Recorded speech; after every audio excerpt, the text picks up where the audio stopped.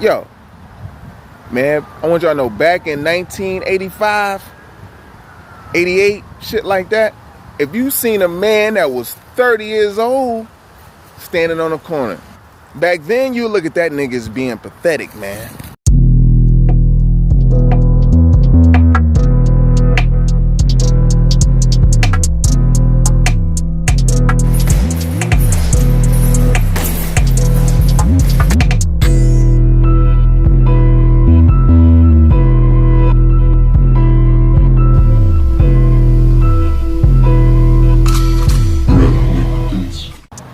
Yo, man, I want y'all to know, back in 1985, 88, shit like that, if you seen a man that was 30 years old standing on a corner, you know what I'm saying, doing some adolescent shit you supposed to been doing when you was like 14, 15 years old, you know.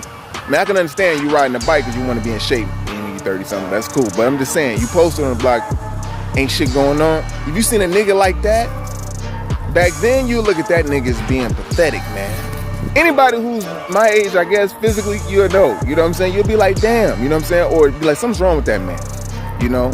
And crack was the shit then. People was leaving their whole family to go outside all night long. And guess who they was getting the crack from? They sons and daughters, little homies, who was only like 13 years old and shit. Selling to these niggas that's on the corner that was like supposedly pathetic. But I guess it don't matter if you won't, you know what I'm saying, if you out there, you know what I'm saying, as far as like, hey, shit, if I'm out here, I'm out here, fuck it, you know what I mean? But the way little niggas that was my age I looked at you, they looked at that shit as like, damn, this nigga's pathetic, man. He left his family and shit, you know what I mean, came out here to get some of that shit that we got. We know not to fall victim to. You know, it's a war, man. You know what I mean? So that's what I'm saying. We gotta get our shit right. You know what I mean? Because back then, that 30-year-old niggas was like, they was kind of like, if they was on point, they had their own shit. You know, people, it wasn't no single parents, because in 80, from 85 and on up, you know, early 80s on up to like 90 something, you know, it was a lot of teenage parents, you know what I mean? So, you know, you're dealing with boys. Boys, they know nothing about responsibility like that, you know what I'm saying? Especially if they raise up with their mamas, you know? So they only know what their mama say, so they only know that. No matter how right she thinks she can do, she still ain't a man. She can have all the masculine energy in the world, make your ass cook, clean, whatever. Guess what? You done fucked around and made the boy go and be a servant to a motherfucking another dominant ass woman that see that shit. So you need the man. So you know what I'm saying? As far as like back then, the wisdoms, they mature faster than boys, don't they? Women or girls. So you gotta look at that. So if they're the ones raising and saying all the shits, you gotta take responsibility. Like, he ain't shit, he went out and, well, you know, he's lacking something. Love.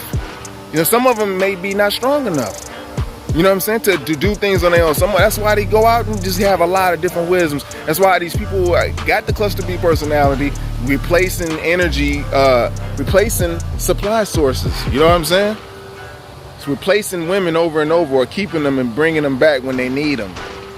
Same thing for the wisdoms, because they really a lot of them didn't have no pops, especially if they was born with, you know, into a teenage father sometimes. But nowadays, these little niggas, or these niggas now, these niggas is in AC's life, and they trying to, but it's like so embedded that motherfuckers is not even allowing. It's like a culture now to not be in the life.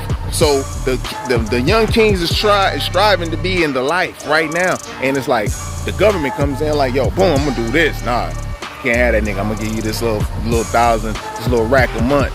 Can't have that nigga in the family. You know what I'm saying? You gonna be fucking with everybody, motherfucker. Basically, they knew that already, because they know that you ain't got this one. And then sometimes you can just be unequally yoked, you know? But this is the cause to the man that's on the block. When we 30-something now, you know what I'm saying? When we sagging now, we're supposed to be ahead into the game, like, yo, raising the family, getting ready. The season's getting a little older, so it's like, you know, you damn near finna transition into grandparenthood. There's stages to this. It's a spiritual game. You know what I mean? So you come with the board, you come on this board, you better know how to play this motherfucker, man, because you just be like that. You just be one of the shits that they wanted all along, which is a casualty, mentally, spiritually, or physically. It don't matter. Basically, handle your responsibility as a God. If you want to live a God life, you gotta handle your responsibility as far as, like, you know, teaching and shining the light onto the understanding, which is the cream, the seeds, which is the best part of you. You know what I mean? So that's it. If you're out there on the bleezing, ain't nothing out there, man. But confusion, chaos, and if you like it, then it's gonna take you under, and you'll be repeating the board over and over. So, and this is the part of the board. This is a top level board right here, man. So, with that being said, quick with the protocol, and I'm gonna hop back off and hit my little split. You already know. All right.